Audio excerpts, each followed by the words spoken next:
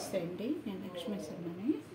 నేను చెప్పాను కదా మన మెంతి ఆవకాయ వేస్తానని చెప్పాను. ఇప్పుడు పెసరవకాయ కూడా మీకు చూపిస్తానన్నాను కదా. ఇదిగోండి పెసరపప్పు ఉంది కదా, అది తీసుకుని లైట్గా వేయించేస్తానండి. వేయించి పొడి చేస్తాను మిక్సీలో. ఇది 1 గ్లాస్ కారం తీసుకున్నాను, 1 గ్లాసు ఉప్పు తీసుకున్నాను, మామిడికాయ ముక్కలు కోసి పెట్టాను అనమాట. 1 కాయ అనమాట ఇది. దీనికి పసుపును నూనె రాసి పెట్టాను. ఇప్పుడు ఇది ఏం చేయాలంటే ఇందులో నూనె పడుతుంది. దీనికి కూడా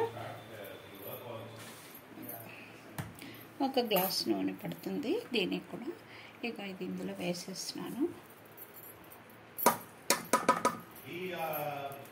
ఇది కారం అండి, కారం కూడా వేస్తున్నాను.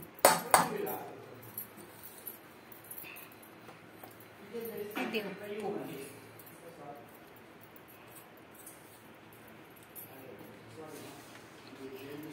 ఇప్పుడు ఇది మామూలుగా ఇలా కలిపేయాలన్నమాట.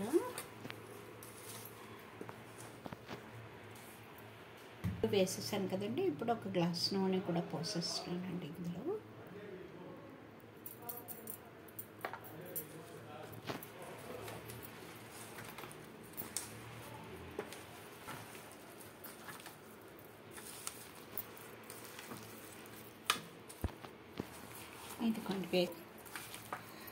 ఇది ఇదేపటికి ఇంకా కొంచెం ఊరి బాగా కొంచెం ఊటాది వస్తుంది మీకు. అయిపోయిందండి, ఇదిగోండి అయిపోయింది. మీకు ఇంకా గుజ్జు కావాలి అంటే ఓకేనా. మీకు ఇంకా గుజ్జు కావాలి అంటే ఇంకొక కొంచెం పెసరపప్పు పొడి వేసుకోవచ్చండి. పెసరపప్పు పొడి అన్నీ దానికి సమానంగా, మళ్ళీ పెసరపప్పు, కారం, ఉప్పు అన్నీ కలిపి వేసుకో. మాకు కొంచెం ముక్కలు అలా ఉంటే పిల్లలందరూ తింటారు. ఎక్కువ గుజ్జు అయిపోతే చాలా మిగిలిపోతూ ఉంటుందని నేను కొంచెమే ఇలాగ వేస్తాను అనమాట. అందుకని మీరు ట్రై చేయండి, బాగుంటే బెల్ బటన్ నొక్కండి. థ్యాంక్ యూ అండి.